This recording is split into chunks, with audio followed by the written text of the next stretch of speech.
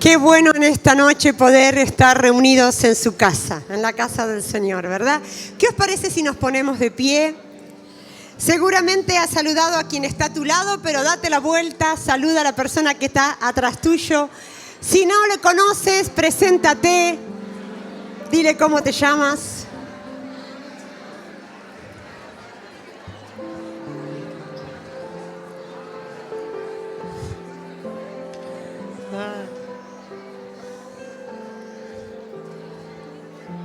Vamos a orar. Señor, gracias te damos en esta tarde por poder estar reunidos en tu casa. Gracias, Señor, por estos días en que conmemoramos juntos tu muerte y tu resurrección. Gracias, Señor, porque tú estás en medio de tu pueblo. Abrimos nuestro corazón a tu palabra, a lo que el Espíritu quiere hablar a la iglesia. En el nombre de Cristo Jesús. Amén. Dice Isaías capítulo 52, versículo 13: Mi siervo será prosperado, será engrandecido y exaltado, será puesto muy en alto. Al igual que muchos se asombraron de ti, pues de tal manera estaba desfigurada su apariencia que su aspecto no parecía el de un ser humano, así asombrará él a muchas naciones. Los reyes cerrarán ante él la boca, porque verán lo que nunca les fue contado y entenderán lo que jamás habían oído. ¿Quién ha creído a nuestro anuncio? ¿Y sobre quién se ha manifestado el brazo del Señor? Crecerá ante él como un renuevo, como raíz en tierra seca. No hay hermosura en él ni esplendor. Le veremos, mas sin atractivo alguno para que lo apreciemos. Despreciado y desechado entre los hombres, varón de dolores, experimentado en sufrimiento. Y como que escondimos de él el rostro, fue menospreciado y no lo estimamos. Ciertamente llevó él nuestras enfermedades y sufrió nuestros dolores. Pero nosotros le tuvimos por azotado, como herido y afligido por Dios. Mas él fue herido por nuestras rebeliones, molido por nuestros pecados. Por darnos la paz, cayó sobre él el castigo, y por sus llagas fuimos nosotros curados. Todos nosotros nos descarríamos como ovejas, cada cual se apartó por su camino, mas el Señor cargó en él el pecado de todos nosotros. Angustiado él y afligido, no abrió su boca. Como un cordero fue llevado al matadero, como una oveja delante de sus trasquiladores. Enmudeció, no abrió su boca. Por medio de violencia y de juicio fue quitado. Y su generación, ¿quién la contará? Porque fue arrancado de la tierra de los vivientes y por la rebelión de mi pueblo fue herido. Se dispuso con los impíos su sepultura, mas con los ricos fue en su muerte. Aunque nunca hizo maldad, ni su boca profirió mentiras. El Señor quiso quebrantarlo, sujetándolo a padecimiento, por entregar su vida como ofrenda expiatoria por el pecado. Verá su descendencia, vivirá muchos años, y por su mano prosperará la voluntad del Señor. Verá el fruto de la aflicción de su alma y quedará satisfecho. Por su conocimiento justificará mi siervo justo a muchos y cargará sobre sí las iniquidades de ellos. Por tanto, yo le daré parte con los grandes y con los poderosos repartirá el botín, por cuanto derramó su vida hasta la muerte y fue contado con los pecadores, pues llevó él mismo el pecado de muchos y oró por los transgresores. Concédenos tu gracia, Señor, para amar siempre tu cruz. Amén. Podéis tomar asiento. Los niños de entre 2 y 6 años podéis pasar al hall. Seguramente ya hay muchos que a lo mejor están, pero si no, si hay algunos aquí, van a estar siendo atendidos. Bueno, Lucas y Almendra ya son como un poco de casa, ¿eh? Lo hemos tenido la oportunidad en otras oportunidades también de compartir con nosotros. Así que Lucas va a estar compartiendo la palabra del Señor. ¿Qué les parece si le mostramos nuestro afecto y cariño con un aplauso? Es una...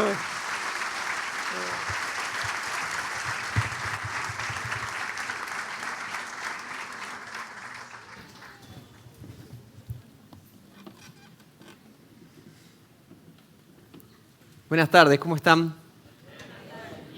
Qué lindo estar de vuelta por acá. Es la tercera y espero que no sea la vencida.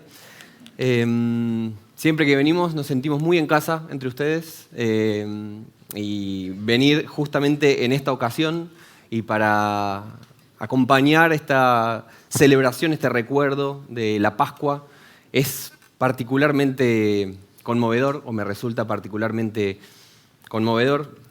Mientras armaba el sermón, estuve practicando para poder darlo de un solo tirón y no largarme a llorar como un marrano, hablando de la cruz justamente, porque la cruz es una cosa muy conmovedora para aquellos que vemos en ella, como cantábamos recién, en ese emblema de afrenta y dolor, de alguna manera vemos una gloria, una corona, un trono. Miren si no somos gente rara los cristianos, ¿no? Encontrar en un emblema de afrenta y dolor y de vergüenza, en aquello que se asocia con la muerte, con el castigo, encontrar ahí alegría. Esa contradicción está como en el corazón de la fe cristiana. Y ya me empiezo a conmover. Voy a calmarme.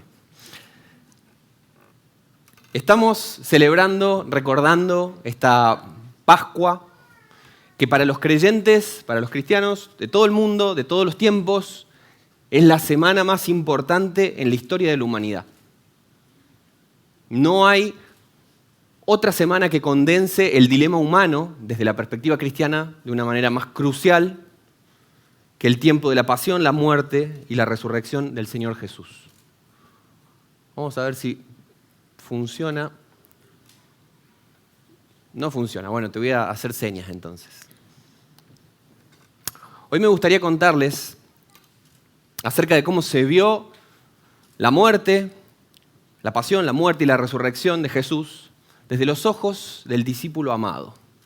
En otras palabras, cómo fue que Jesús de Nazaret llegó a la cruz según la historia y el relato que encontramos en el cuarto evangelio. Mateo, Marcos, Lucas y Juan. Hablamos de Juan porque tradicionalmente se ha conectado esta figura del discípulo amado con Juan, pero si nos ponemos a leer, el mismo relato dice que quien lo escribió fue el discípulo amado, el discípulo a quien Jesús amaba. Hoy vamos a concentrarnos en la crucifixión y el domingo vamos a hacer lo mismo, pero para hablar de la resurrección. El Evangelio nos habla de que quien escribió este texto fue el discípulo a quien Jesús amaba. Y si algo aprendemos a lo largo de todo este Evangelio, es a ver las cosas, a ver a Jesús desde la perspectiva muy, muy especial que tenía este discípulo, el discípulo a quien Jesús amaba. Cuando nos ponemos a leer el Evangelio de Juan, nos damos cuenta de que es muy diferente de los otros tres. Generalmente se habla de los otros tres, Mateo, Marcos y Lucas, como los sinópticos. Tiene una perspectiva bastante parecida, pero de pronto leemos Juan y muchas de las historias que conocemos no están en Juan y aparecen otras diferentes. De hecho, ayer hablaba Jonah acerca de que en la última cena de Jesús con los discípulos, en los sinópticos tenemos la institución de la Santa Cena, la Cena del Señor, que después aparece también en 1 Corintios, pero no encontramos nada parecido en el Evangelio de Juan, ¿no? Y así aparecen varias cosas. Por eso me gustaría que nos tomemos el tiempo para intentar penetrar en el misterio de la Pascua desde los ojos, desde la perspectiva tan especial que tenía este discípulo amado de Jesús. Y para que nosotros también intentemos ver esta historia que conocemos tanto, que la hemos visto en tantas películas, en tantos sermones, la hemos leído tantas veces, pero que intentemos acercarnos al misterio de esta historia desde cómo está construido este evangelio. Lo que este evangelio tiene para contar acerca de Jesús, la particularidad de su testimonio y cómo va utilizando una serie de recursos para llevarnos al punto en el cual digamos, efectivamente, este era el Hijo de Dios. el evangelista va a utilizar una serie de recursos para guiarnos en un camino de discipulado. Todo está pensado para llevarnos de la mano hasta el punto en el cual reconocemos que el Cristo en la cruz y el Cristo resucitado efectivamente era el Hijo de Dios. En el centro de la revelación de quién fue y qué hizo Jesús de Nazaret se encuentran estos sucesos que sucedieron en el tiempo de la Pascua en Jerusalén. Había un rabino de la zona de Galilea que, aunque tenía una gran base de fans por toda Tierra Santa que los seguían y demás, llegó a un punto de conflicto con las autoridades religiosas judías y autoridades políticas romanas, y que eventualmente estas autoridades lo matan, pero sus discípulos, sus seguidores, dicen y empiezan a contar que en realidad no había muerto, sino que días después había resucitado y que finalmente había sido glorificado a la diestra del Padre. Esta historia, el centro de esta historia que acabo de resumir en 10 segundos, es el centro gravitatorio de todo lo demás. Todo lo que pasa en el Nuevo Testamento y desde la perspectiva cristiana, también en el Antiguo Testamento, encuentra su quicio. ¿Vieron que las puertas tienen el quicio y nosotros cuando nos ponemos mal nos sacamos de quicio? Bueno, el quicio es lo que hace que todo gire. La Pascua es el quicio del cristianismo. Es lo que hace que el cristianismo gire hacia el futuro y vuelva hacia el pasado. Es el centro gravitatorio de la revelación que tiene para contar el cristianismo y que la Iglesia ha predicado durante 2000 años. Todo el Evangelio de Juan es una pieza musical muy bien construida que va de a poquito, ¿no? Vieron que en las piezas de música clásica a veces empieza como tranquilito y va creciendo hasta que llega al clímax. Ese movimiento musical se llama increyendo, ¿sí? Todo este evangelio está construido como un increyendo. Va desarrollando de a poquito algunos temas, motivos, palabras, y a lo largo de todo el evangelio va creciendo hasta que llega a un punto clímax. Evidentemente el clímax del cuarto evangelio es la Pascua, el momento de la crucifixión y de la resurrección de Jesús. Para ser todavía más marcado el increyendo, el discípulo amado que escribió este evangelio quiso dividirlo en dos grandes secciones: el libro de las señales y el libro de la hora. Del capítulo 1 al capítulo 12 vamos a encontrarnos con el libro de las señales, donde Jesús enseña, habla con la gente y además realiza 7 señales. En el capítulo 2 cambia de agua en vino. En el capítulo 4 cura al hijo de un funcionario. En el capítulo 5 tenemos la curación del paralítico. En el capítulo 6 tenemos la multiplicación de los panes y los peces y también cuando caminó sobre las aguas. En el capítulo 9 tenemos la curación del ciego de nacimiento y la última, la séptima, es la resurrección de Lázaro. Son 7 y si ustedes han leído alguna vez este evangelio se habrán dado cuenta que al discípulo amado le encanta el 7. Lo usa para todo. Constantemente vuelve al 7, que generalmente es un número asociado con la perfección. Entonces, cuando dice que son 7, lo que está queriendo decir es que es el número perfecto, es la cantidad adecuada, como para que quede claro, ¿no? Entonces, tenemos 7 señales, es decir, el número perfecto de señales. 7 veces dice Jesús, yo soy, el nombre de Dios, ¿sí? ¿Se acuerdan el nombre que Dios le había revelado a Moisés en el Sinaí? Cuando te pregunten cuál es mi nombre, no, cuando en la zarza ardiente. Cuando te pregunten cuál es mi nombre, deciles, yo soy, te envía. ¿Sí? 7 veces dice Jesús, yo soy. 7 veces dice, yo soy, más una descripción, una revelación acerca de sí mismo. Yo soy el pan de vida, yo soy la luz del mundo, yo soy la puerta de las ovejas, el buen pastor, la resurrección y la vida, el camino, la verdad y la vida vid verdadera. 7. Si vemos los evangelios sinópticos, nos encontramos con que Jesús hace un montón de milagros. Hace muchísimas cosas. Sana a uno, sana al otro, multiplica los panes y los peces, hay una resurrección por allá. Pero cuando leemos el evangelio de Juan, vemos que no solamente no son tantos, sino que solamente son 7, sino que estrictamente hablando ni siquiera son milagros.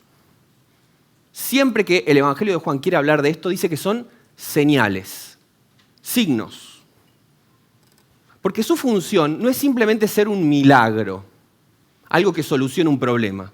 Su función es una señal que apunta a otra cosa.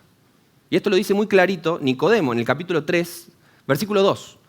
Dice Nicodemo, todos sabemos que Dios te ha enviado para enseñarnos y las señales milagrosas que haces son la prueba de que Dios está contigo.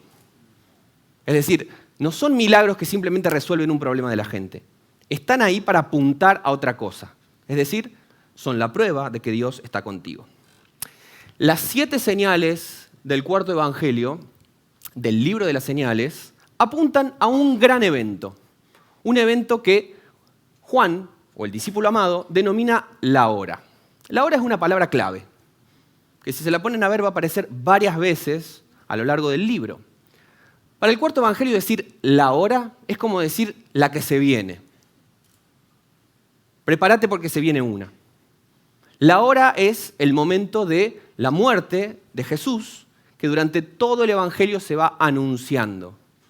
Una y otra vez en el libro de las señales se va a hablar de algo que está por llegar, la hora, y vamos a encontrar como pistas. ¿Vieron como la historia de Hansel y Gretel, que van dejando como las pistas?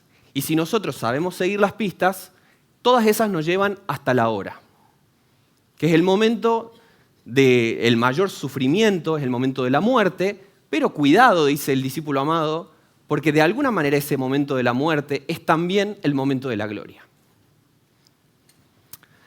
Finalmente, en el capítulo 13 comienza una nueva etapa, que es el libro de la hora. Es decir, todo lo que se estuvo anunciando durante 12 capítulos madura, llega su tiempo, llega su cumplimiento. De hecho, si leemos el capítulo 13, el primer versículo del capítulo 13 dice así: antes de la fiesta de la Pascua, sabiendo Jesús que su hora había llegado, y había llegado para que pasase de este mundo al Padre, como había amado a los suyos que estaban en el mundo, los amó hasta el fin. Es decir, acá empieza un nuevo momento de la historia.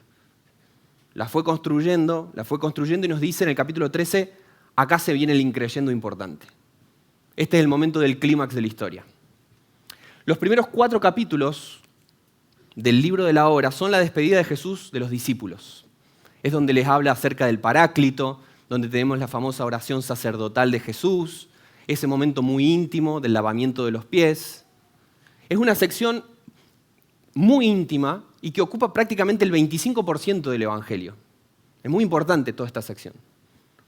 En el capítulo 18 Jesús es capturado y llevado a juicio. En el 19 es crucificado y enterrado.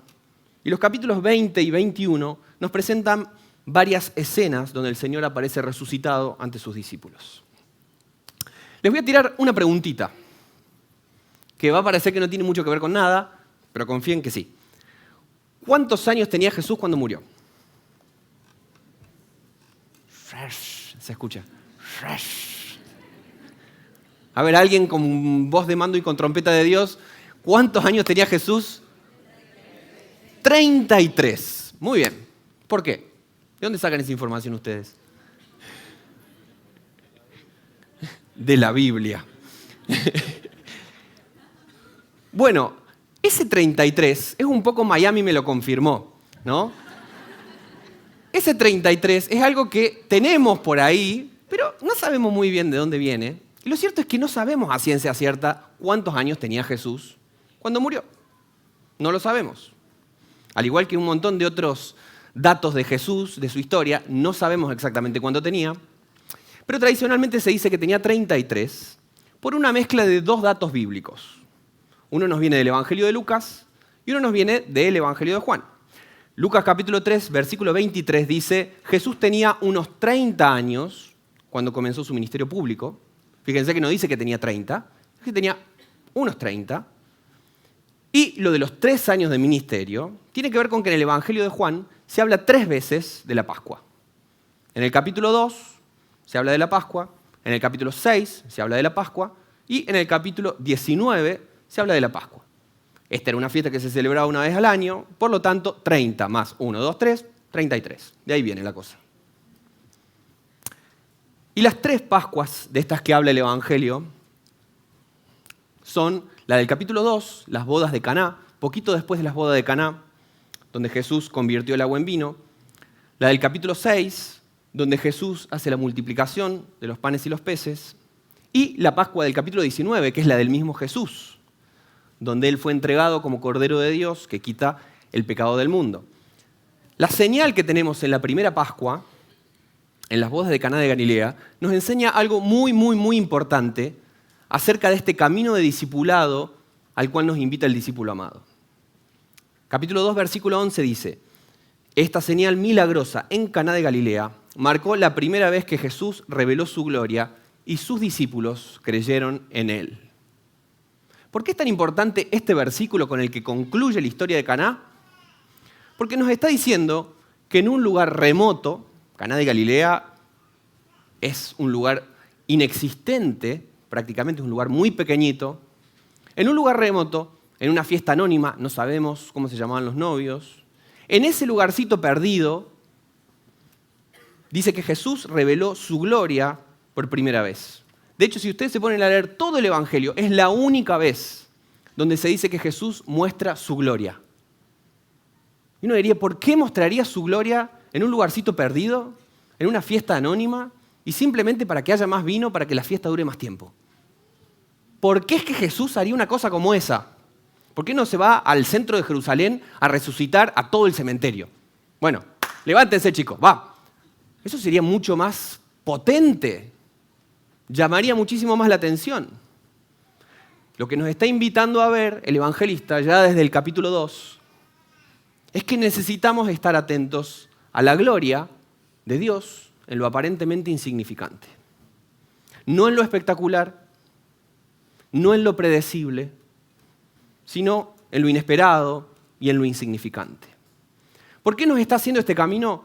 Porque ya desde el capítulo 2 nos está diciendo, así va a ser lo que pase al final de la historia.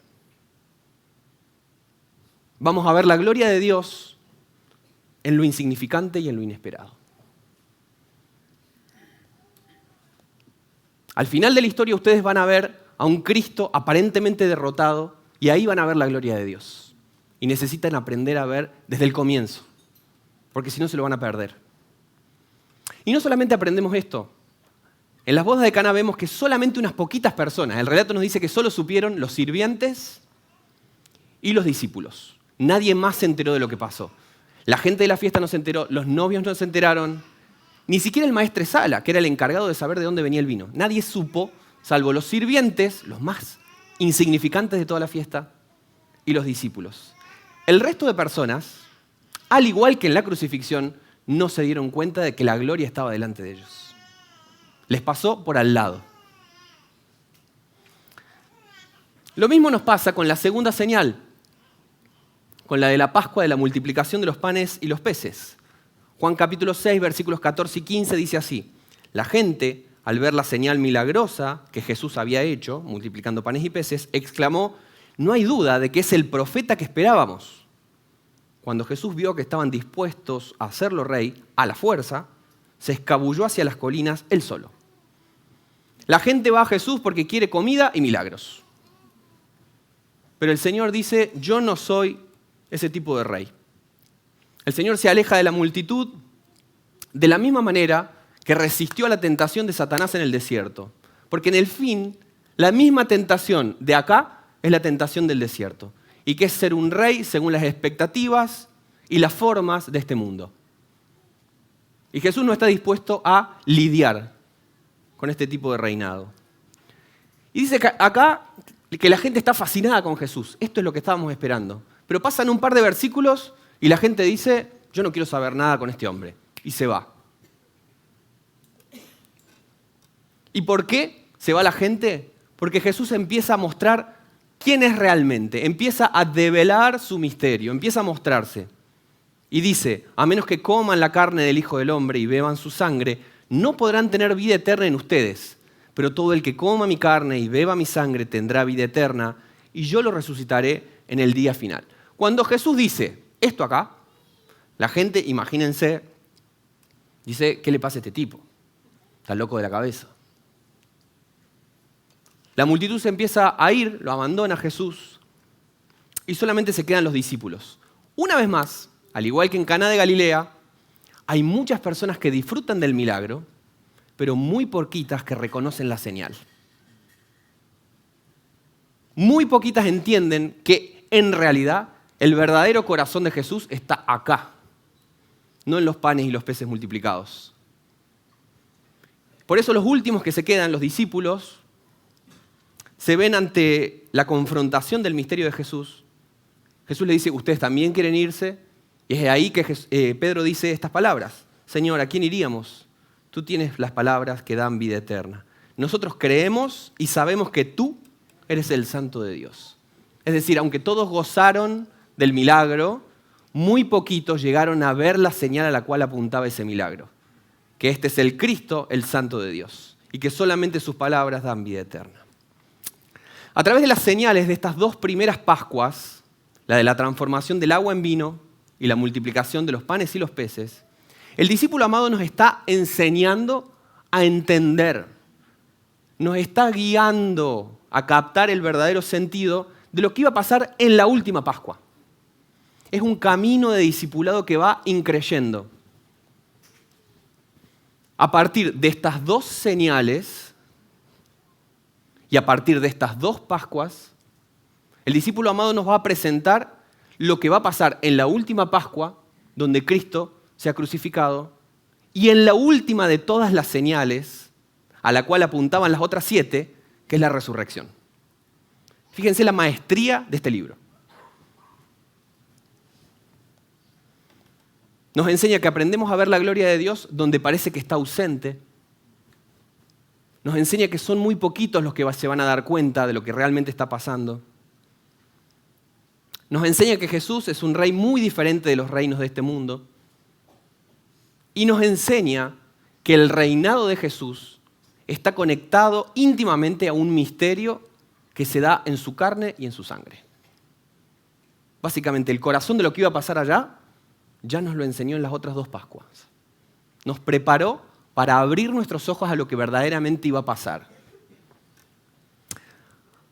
Una de las cosas que me parecen tan interesantes de este relato del cuarto evangelio es que en la última cena de Jesús, como comentó ayer Jonah, en la última cena de Jesús, según el cuarto evangelio, no hay Santa Cena. Es la última cena, pero no hay Santa Cena. En los sinópticos y en Primera de Corintios se comparte la Cena del Señor, la Eucaristía, ¿no? Este momento de celebración cristiana donde se parte el pan, donde se comparte el vino, pero extrañamente esta institución no aparece en el Evangelio de Juan, sino que aparece otro gesto, que es el lavamiento de los pies de los discípulos.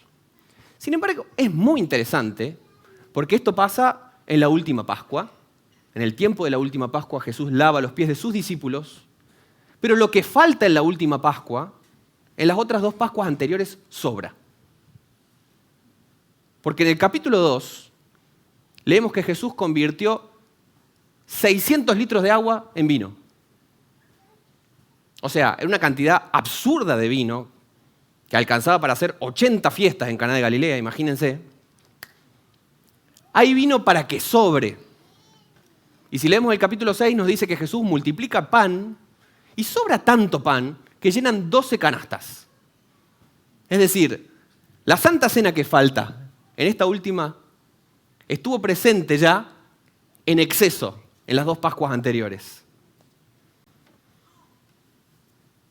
Este exceso de pan y de vino, es decir, lo que hace falta para una verdadera fiesta y una comida, ya estaba presente en las Pascuas anteriores, apuntando hacia la Pascua definitiva, que es donde Jesús se vaciaría por completo, amando a sus discípulos hasta el final. Después de reconocer todos estos patrones a lo largo del libro, finalmente llegamos a la Pascua, la hora, lo que se estuvo cocinando a fuego lento durante todo el Evangelio. Y lo primero que notamos de la hora es que Jesús está en absoluto control de todo lo que está pasando. Jesús no es víctima, en lo más mínimo en este Evangelio. Si en los sinópticos podemos llevarnos la impresión de que Jesús de alguna manera queda como atrapado en un sistema político y religioso, el cuarto Evangelio nos deja clarísimo, de muchas maneras, que Jesús no es víctima de nadie. Nada está librado al azar en la historia de Jesús. El Señor dice que enfrenta la cruz con total convicción de su misión. Antes de la celebración de la Pascua, Jesús sabía que había llegado su momento, su hora, para dejar este mundo y regresar a su Padre. Había amado a sus discípulos durante el ministerio que realizó en la tierra y ahora los amó hasta el final. Jesús sabe que llega la hora e incluso dice que Judas lo mira a Judas y le dice, che, se te hace tarde, anda a traicionarme, digamos. Acá hay un reloj que cumplir, está llegando la hora, no llegues tarde, anda a hacer lo que tenés que hacer. Incluso estando crucificado, el Señor dice que mira a su madre y al discípulo amado y le dice, apreciada mujer, ahí tienes a tu hijo. Y al discípulo le dice, ahí tienes a tu madre. Y a partir de entonces ese discípulo la llevó a vivir en su casa. Imagínense tan en control que está Jesús, que tiene tiempo de dejar su testamento, ¿sí? Tranquilamente le dice, che, vos hacete cargo de ella, vos tranquila, quédate con él, no pasa nada. Jesús no queda atropellado por lo que le está pasando. Y una de las formas preferidas que tiene el discípulo amado para abrir nuestros ojos, para sacarnos la venda y para que podamos ver el misterio de lo que está pasando, es a través de la ironía. Y esto es maravilloso, porque cuando nosotros leemos un texto, no estamos muchas veces entendiendo el tono con el que se lo dice. Generalmente lo leemos de una forma bastante lineal y a veces nos perdemos un poquito la gracia que existe en este texto. Y lo interesante de la ironía es que nos fuerza a nosotros a salirnos de ver las cosas en un sentido chato. La ironía nos obliga a ir más allá, a buscar un sentido profundo, un sentido teológico, que si nos quedamos simplemente con un primer vistazo nos perdemos. Pero cuando empezamos a leer estos textos un poquito más, nos damos cuenta de que hay ironía por todos lados. Una de las que más me gusta. Dice que Judas Iscariote va a buscar a Jesús y lo acompaña a una cohorte, ¿no? Pónganse a buscar qué significaba una cohorte. Estamos hablando prácticamente de unos 600 soldados. Imagínense esta escena. Hay un hombre orando tranquilamente. Y dice que vienen 600 soldados romanos a buscar a una sola persona. Es exageradísimo. Nos está mostrando lo ridículo que es lo que está haciendo Judas. Es ridículo que Judas esté traicionando a una persona que todo el mundo conoce por ser un maestro bueno, respetado, con 600 soldados romanos. Y dice que los principales sacerdotes y los fariseos le habían dado a Judas un grupo de soldados romanos y guardias del templo para que lo acompañaran. Llegaron al huerto de olivos con antorchas encendidas, linternas y armas. Jesús ya sabía todo. Jesús ya sabía todo lo que iba a suceder, así que salió él al encuentro de ellos. ¿A quién buscan?, les preguntó. A Jesús de Nazaret, contestaron. Yo soy. Cuando Jesús dijo, yo soy, todos retrocedieron y cayeron al piso. Una vez más le preguntó, ¿a quién buscan?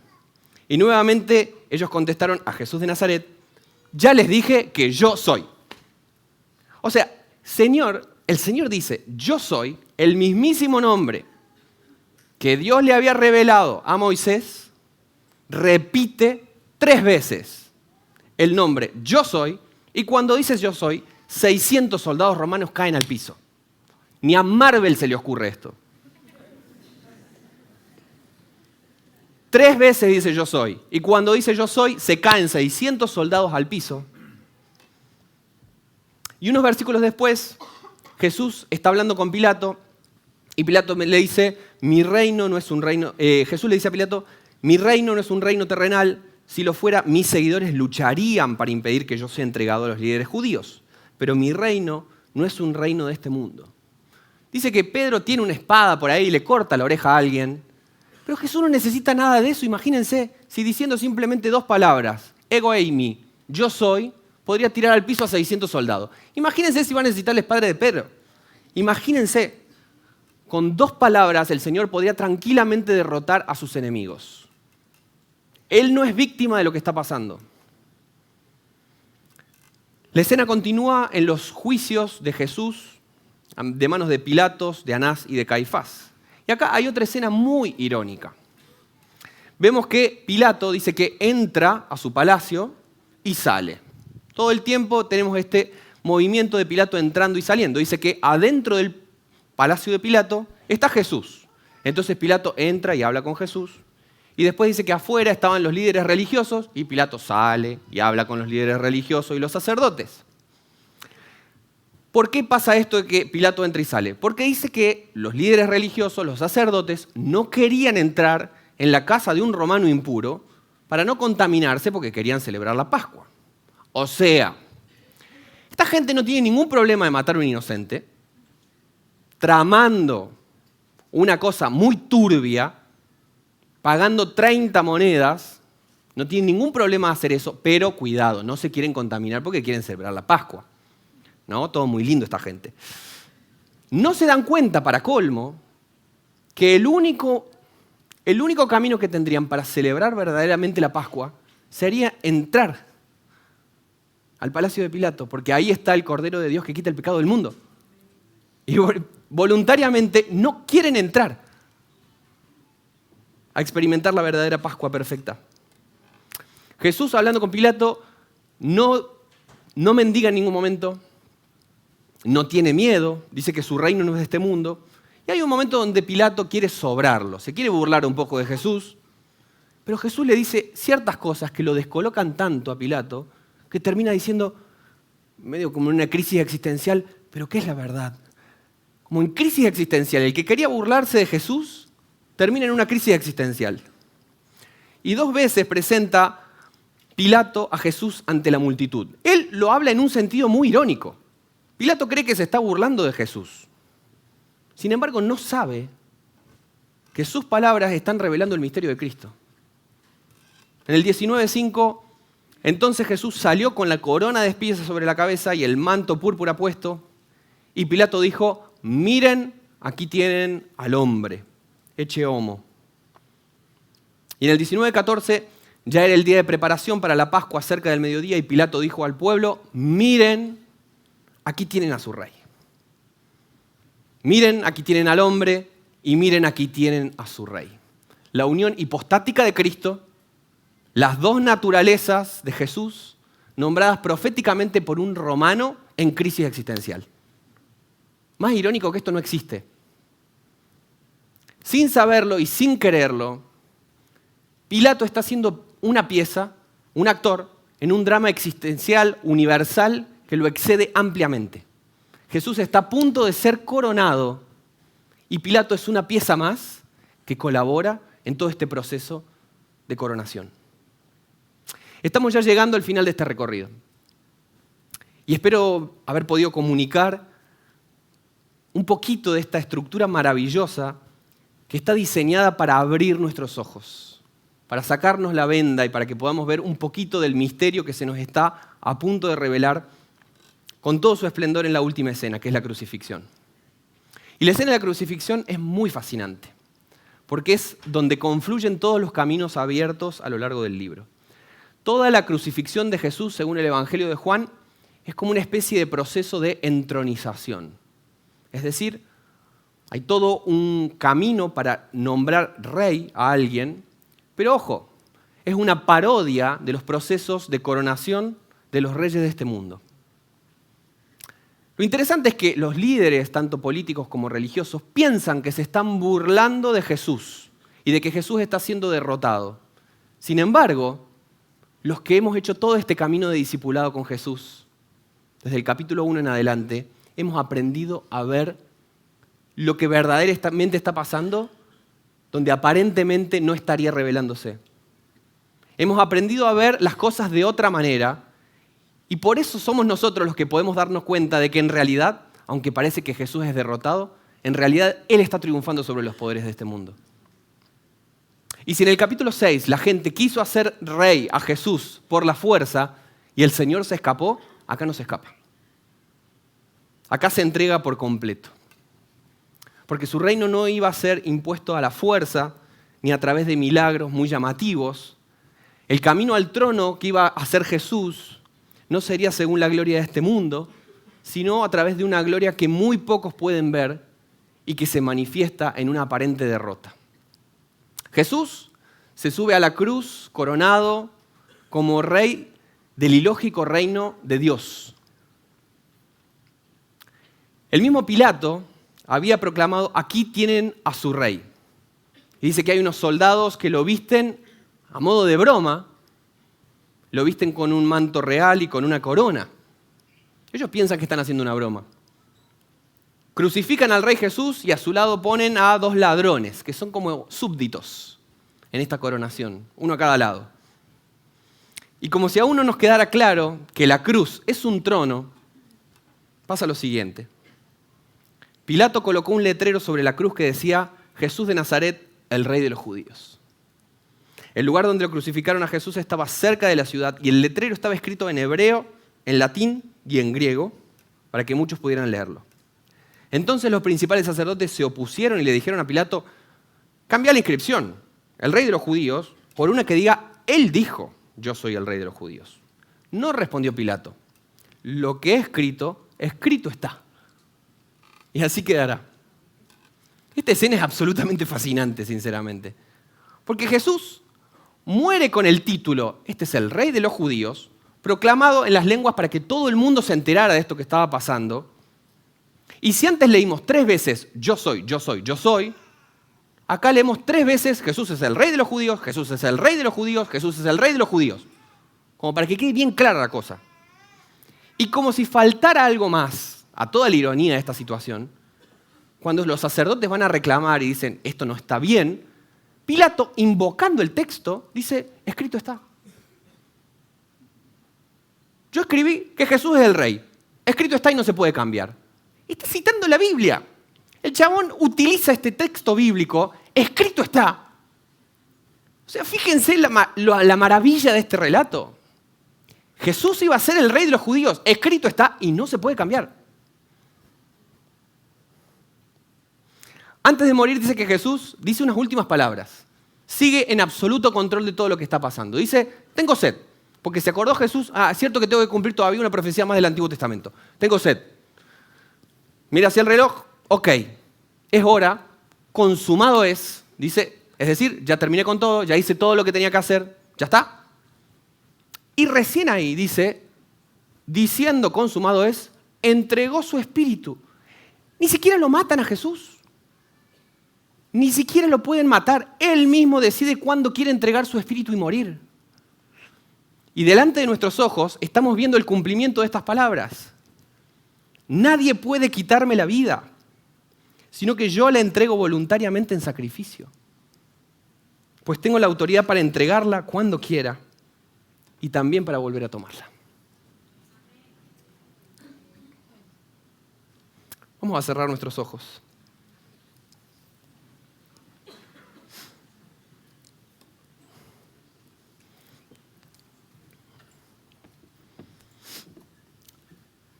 Señor, pensar en tu sacrificio nos conmueve profundamente. Sabernos parte de esta historia maravillosa, de lo que hiciste por nosotros, de ninguna manera siendo víctima de las circunstancias, sino entregando voluntariamente tu vida, traer todo eso a nuestro corazón, recordar, es algo muy poderoso, Señor, que nos conmueve un montón.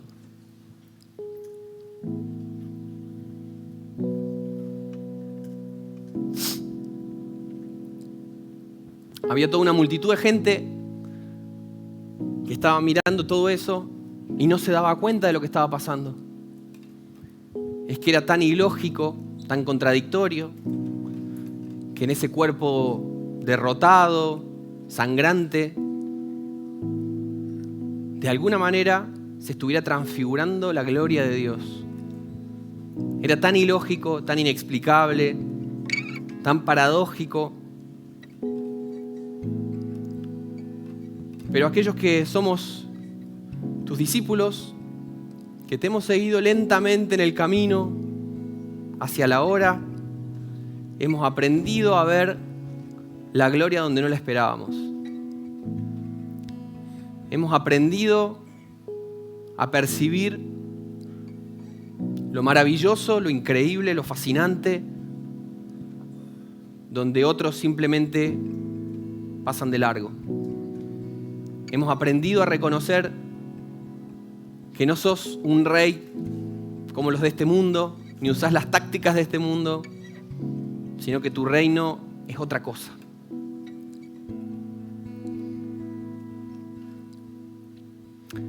Si hace mucho tiempo que entendiste el poder de esta historia, la verdad de esta historia, la belleza de esta historia, si hace tiempo que el Espíritu Santo abrió tus ojos a esta historia increíble y has aprendido a ver en ese cuerpo herido la mayor alegría de todas, agradece al Señor por eso.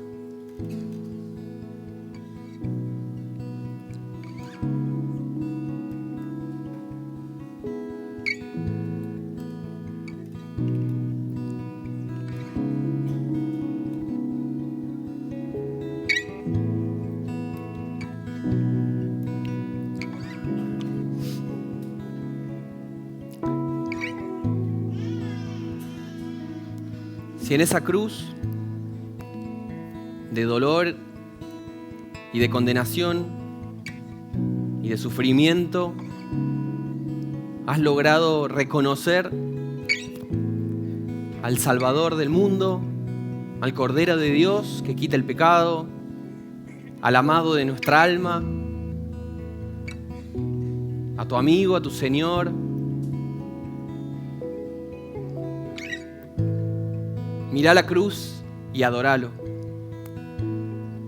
Porque es ahí, en lo aparentemente imposible, donde se está revelando la gloria de Dios. Y esa probablemente es la única gloria de Dios que de este lado de la historia podamos ver. Esa es la definitiva para nosotros. Ese es el misterio de Dios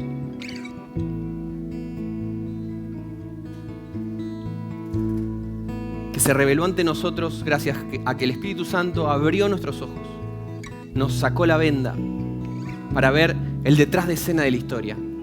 Acá está pasando lo más importante de toda la historia de la humanidad, aunque muy poquita gente se dé cuenta.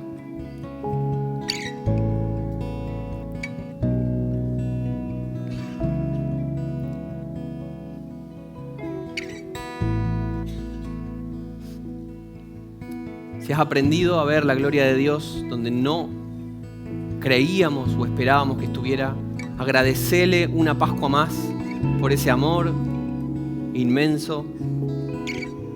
Llenate de gratitud ante ese cuerpo roto por nosotros.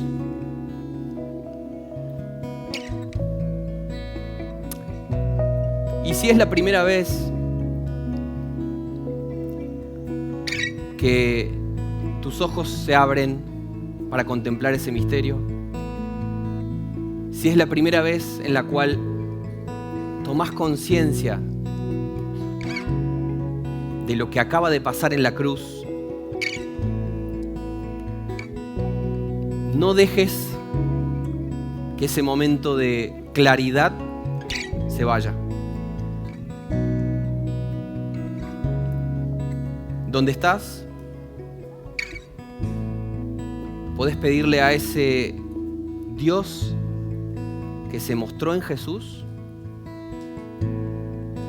que vos también querés ser parte de esa historia.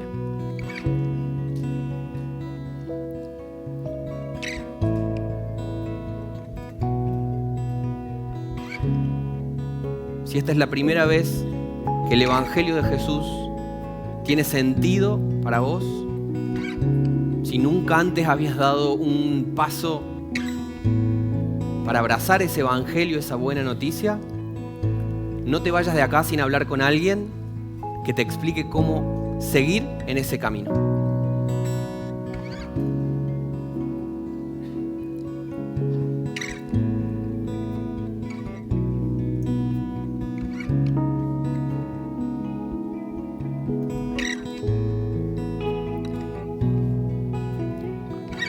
Nos rendimos, Señor, ante la majestad ante el poder, el amor, la belleza y la magnificencia que encontramos a los pies de la cruz. Ayúdanos a no olvidarnos nunca, Señor, de que tu gloria se manifiesta en los lugares inesperados. Ayúdanos a no olvidarnos nunca de que no sos un rey según los parámetros de los reinos de este mundo. Y ayúdanos a tener siempre cerca del corazón la conciencia de que tu misterio se expresa en tu carne y en tu sangre. Que seamos siempre partícipes de tu carne y de tu sangre, Señor. Porque tu carne es verdadera comida y tu sangre es verdadera bebida para los que hemos creído. Gracias, Señor, por poder celebrar en comunidad una nueva Pascua. Y decimos celebrar porque es una fiesta. La cruz, para los que hemos aprendido a verla desde la perspectiva de Dios, es una fiesta. Gracias, Señor. Gracias, Señor, por dejarnos ser parte de esa fiesta. En el nombre de Jesús.